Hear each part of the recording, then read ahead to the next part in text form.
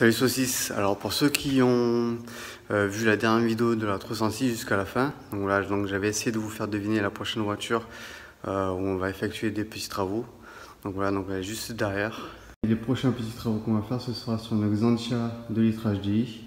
Voilà, donc il y a quelques petits travaux à faire, il n'y a rien de vraiment méchant. Donc là, ce qu'on va faire aujourd'hui, c'est juste le lève-vitre conducteur qui est tombé en panne.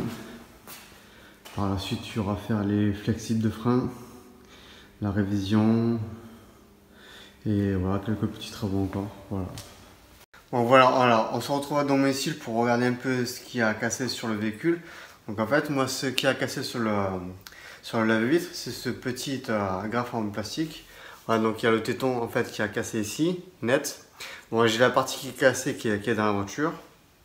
Voilà, donc dans un premier temps, j'avais cassé ça. J'avais remplacé ça et en remontant en fait le mécanisme, je m'étais aperçu qu'il me manquait le ressort de rappel pour le câble qui va ici, qui manquait. Voilà, donc du coup j'étais obligé de commander un mécanisme complet. Voilà, donc j'en ai trouvé sur l'un des groupes Facebook de Xantia. Donc il y en avait pas mal.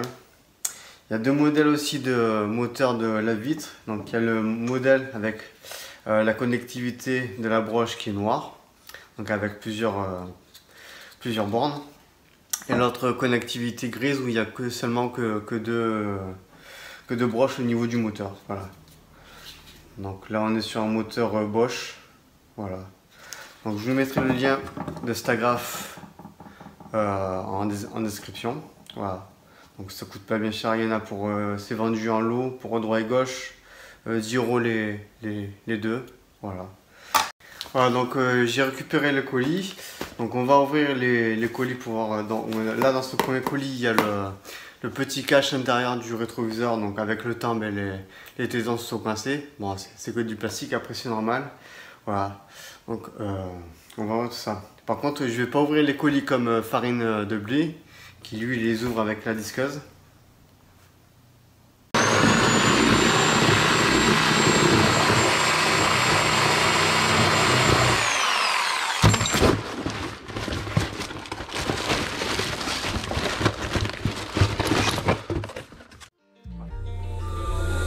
It's lit.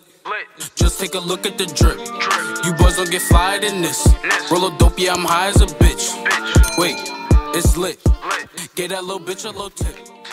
Voilà, donc en fait, moi sur mon cache qui est cassé, c'est ça en fait. Là on voit qu'ils sont en très bon état. C'est vraiment beau. Donc moi ce que je vais faire avant de les remonter, je mettrai un petit peu de graisse silicone. Pas qu'ils sèchent avec le temps, qu'ils cassent encore. Voilà, donc ce que je fais sur les pièces en plastique, je mets un petit bout de graisse silicone. Et vraiment beau. Hop, c'est vraiment bien emballé. Hein. Fuck around and start bodying shit.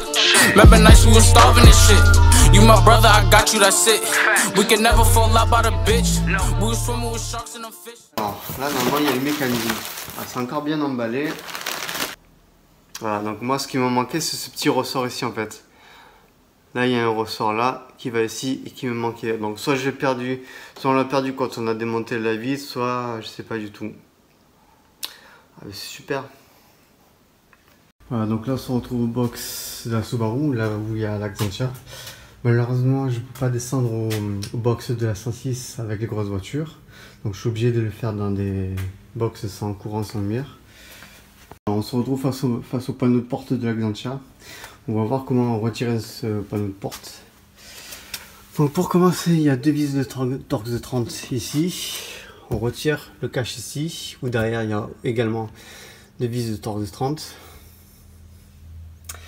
Là il y a 3 vis Torx de 20, 1, 2, 3. Également les 4 vis qui tiennent l'enceinte. Et c'est tout. Oui, donc c'est tout. Ouais. 1, 2, 3, 4, 5, 6, 7, 8, 9, 10, 11. Il y a 11 vis.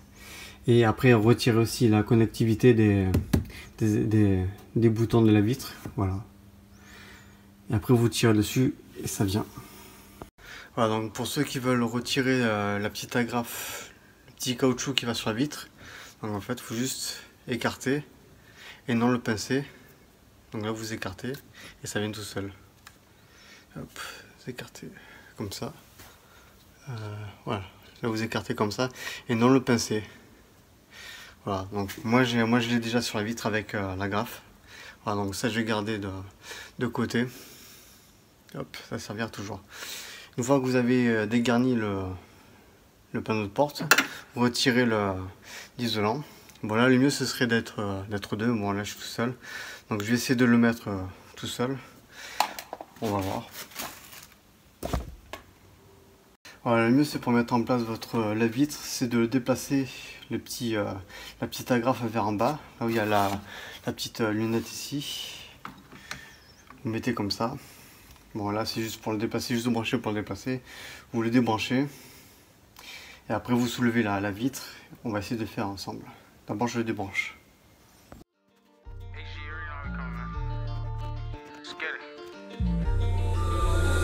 It's lit.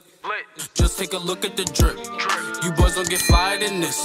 Roll a dope, yeah, I'm high as a bitch. Wait, it's lit. Get that little bitch a little tip. Now she wanna suck on the dick. She wanna catch all of the drip, drip, drip. Pull up and I'm loading the clip. New bitch, yeah, stay on my hip. Hop, voilà. Là ça a pris. Voilà. Là ça a pris. C'est parfait. Voilà, donc une fois que vous avez remonté votre lave-vitre, bien serré votre lave-vitre, avant de tester le lave-vitre, contrôlez bien que votre vitre est bien dans les glissières, voilà. Et après vous pourrez tester votre moteur de lave-vitre. Voilà, donc nous on a tout mis en place. On va tester si le lave-vitre fonctionne bien.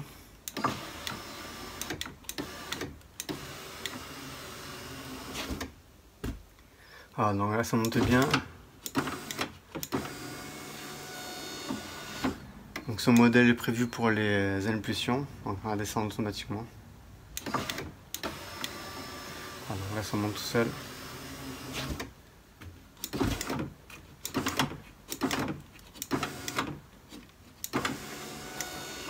Ça redescend tout seul. Voilà.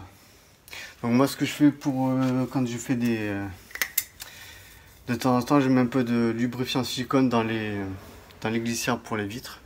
Comme ça aide à monter et à descendre. Voilà, donc une fois que vous avez tout ça, vous pouvez tout remonter. Donc c'est la procédure inverse du démontage. Voilà. Bon voilà, donc là on en a terminé pour le mécanisme du lave-vitre. Donc ça c'est fait. Donc là ce qu'il nous reste à faire sur la Xantia, c'est les flexibles de frein avant. Donc là c'est un système particulier, c'est bien spécifique à Citroën. Donc là c'est avec le circuit hydraulique.